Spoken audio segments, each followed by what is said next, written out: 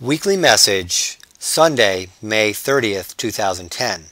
Tipping the scale. For those of you who have read Brain Drain, you remember the chapter that started with a dialogue from the popular Seinfeld episode about George doing the opposite and finding success. In the same episode, Jerry finds that everything always evens out for him. His buddy George, usually jobless and complaining, has now found a job and is cheery. His girlfriend Elaine, usually gainfully employed and upbeat, is now without a job and pessimistic. He loses $20 only to find it later in his pocket. He declares that everything works out for him, and Kramer declares him even Steven. In life, we often see that happiness and joy is balanced with sadness and loss. The challenge is to find the balance and tip the scales in the direction of the former. For those of you who know me personally or are familiar with my writings, you are accustomed to the phrase, "I will always find a way, and a way will always find me." This, in essence, declares my life to even out, even in the midst of disappointment or loss. But if you're anything like me, you want your life to be more than just even. For many, though, just getting to even is very difficult. For example, what if you recently lost your job? Or perhaps someone very close to you has died prematurely, leaving you with an emptiness and a feeling of doom that you just can't seem to shake. Getting to even may seem like a daunting task, and don't even think about tipping the scales to abundance and joy.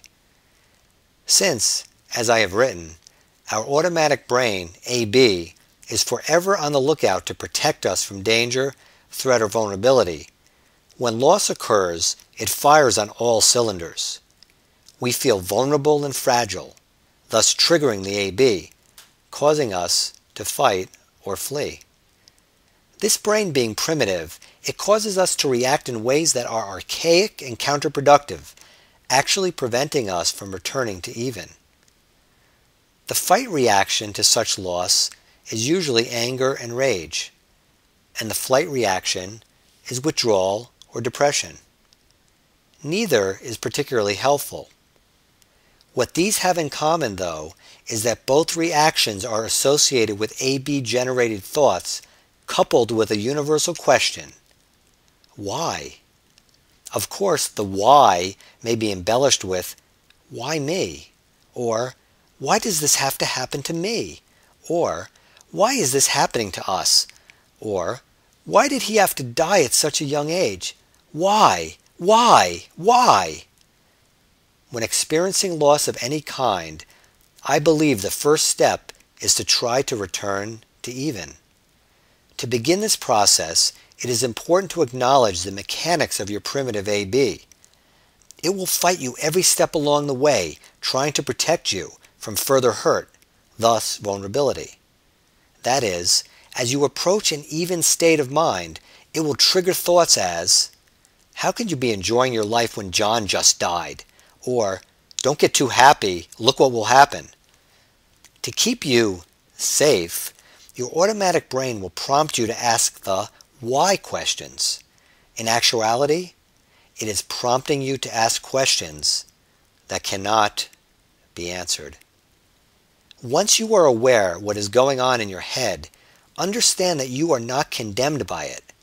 You possess a higher mind that will help you not only return to even, but will direct you to life-affirming abundance. This starts by asking questions that can be answered. Questions as, what am I going to do today to continue living a full and satisfying life despite my loss? What am I going to do today to celebrate the life of John? What am I going to do today to believe in the power of my mind to allow me to be happy? Or with the loss of a job, what am I going to do today to find a job or start a new business that is consistent with my strengths? The operative phrase in each of these questions is, what am I going to do today? In order to get your life back, you must take action.